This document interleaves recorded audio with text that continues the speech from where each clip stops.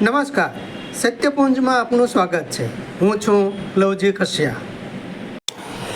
Songadh Palitana road પર સલામતી માટે મુકાયેલા રિફ્લેક્ટર પ્રોજેક્ટ નિષ્ફળ થયો હોય તેવા હાલ થયા છે। સોનગઢ પાલીતાણા રોડ ઉપર માર્ગ અને મકાન વિભાગ દ્વારા ડિવાઈડર વચ્ચે મૂકેલા લાઇટ રિફ્લેક્ટરનો પ્રોજેક્ટ સંપૂર્ણ નિષ્ફળ જેવો। પ્રજાના લાખો રૂપિયા પાણીમાં ગયા હોય તેવા હાલ થયા।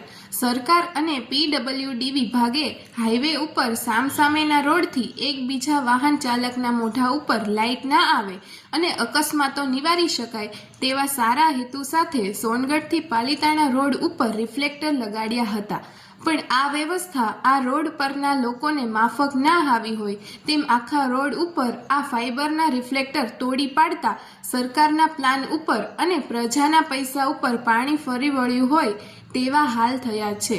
તેમજ રિફ્લેક્ટર લગાવવાની કામગીરીમાં પણ ભ્રષ્ટાચાર થયો હોય અને નબળું કામ થયું હોય એની પણ તપાસ કરવી જરૂરી છે।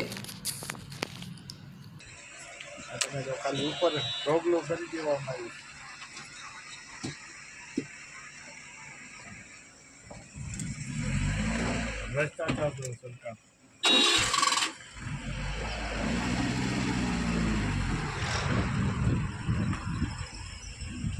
सीमेंटना डोकला खाली કરી દેવામાં આવ્યા છે। કરોડો રૂપિયાનો ભ્રષ્ટાચાર કર્યો।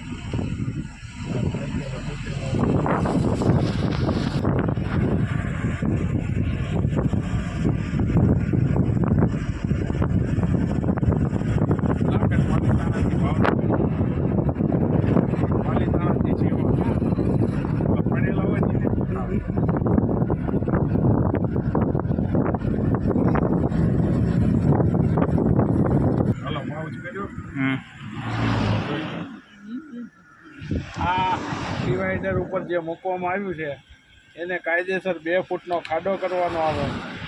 2 ફૂટનો ખાડો કરીને પછી અંદર દાટી દેવામાં આવે અને સિમેન્ટ કોન્ક્રીટનો સારો માલ બનાવવાનો આવે।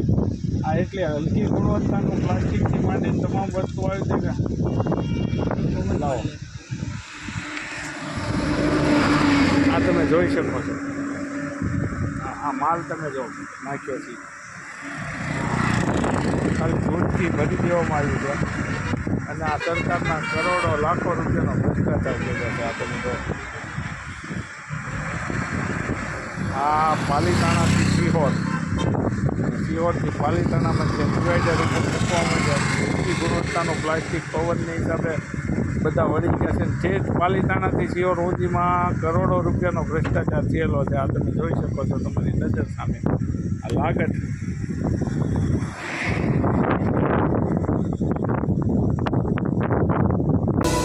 સમાજ માટે સત્ય માટે સત્યપૂર્ણ સમાચાર પ્રસારણ આપના મોબાઈલ પર તરત જ લાઈક કરો, શેર કરો અને સબસ્ક્રાઇબ પણ કરો અને હા, ઘંટડી વગાડવાનું ન ભૂલશો।